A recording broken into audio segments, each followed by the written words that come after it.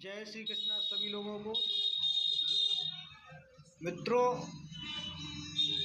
मैंने एक श्लोक पाया सत्यार्थ प्रकाश में।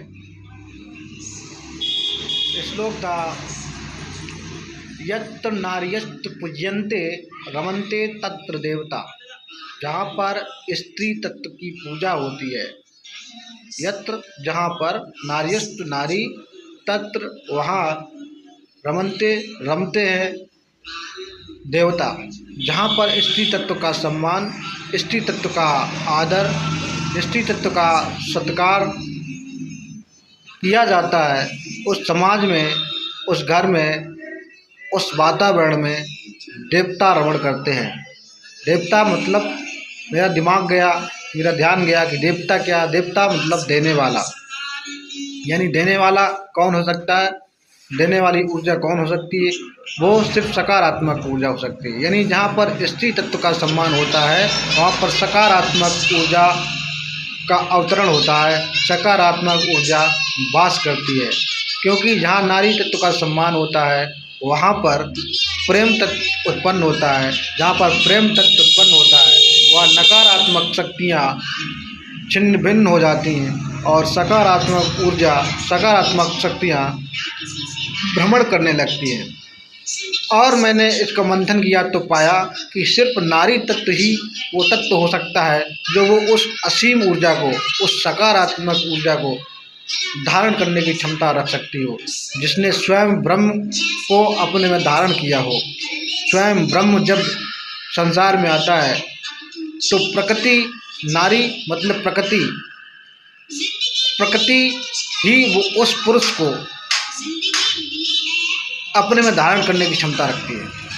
जब ब्रह्म आता है तो जब शरीर धारण करता है तो शरीर को प्रदान करने में, शरीर को धारण करने में वो नारी तत्व ही भागीदार होता है। और नारी तत्व ही उस परम, अत्यंत और अनंत असीम ऊर्जा को एक स्थूल शरीर में बांध देती है। तो जब उस ब्रह्म की ऊर्जा को एक स्थूल शरीर में बांध देती है, इसका मतलब है कि वो सारी शक्तियाँ प्रकृति के पास ही हैं, उस नारी तत्व के पास ही है। यानी नारी तत्व से ही उस असीम ऊर्जा को धारण किया जा सकता है।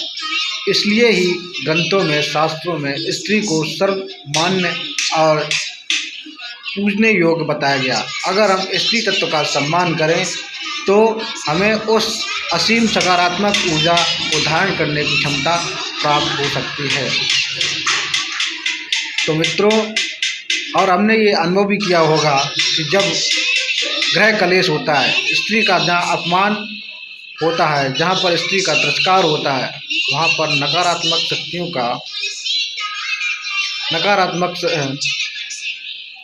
का प्रभाव बढ़ जाता है।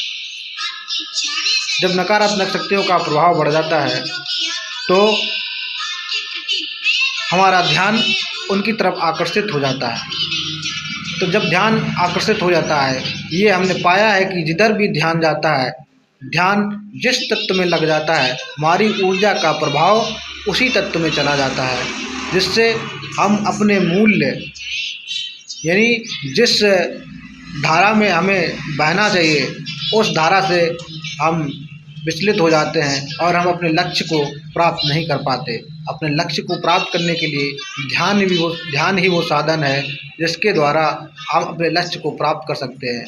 परंतु जब गृह कलेश होता है, स्त्री तत्व से जब हमारा विचलन होता है, स्त्री तत्व से, यानी घर में और समाज में स्त्री तत्व की तरफ जब हमारा सम्मान खत्म हो जाता है, तो वहाँ पर नकारात्मक शक्तियाँ उत्पन्न हो जाती हैं और हमारा ध्यान विचलित हो जाता है।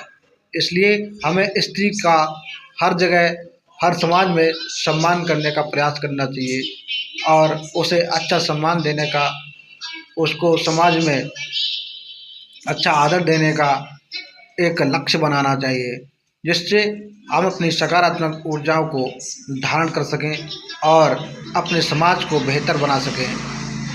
जय हिंद, जय श्री राम, जय श्री कृष्ण।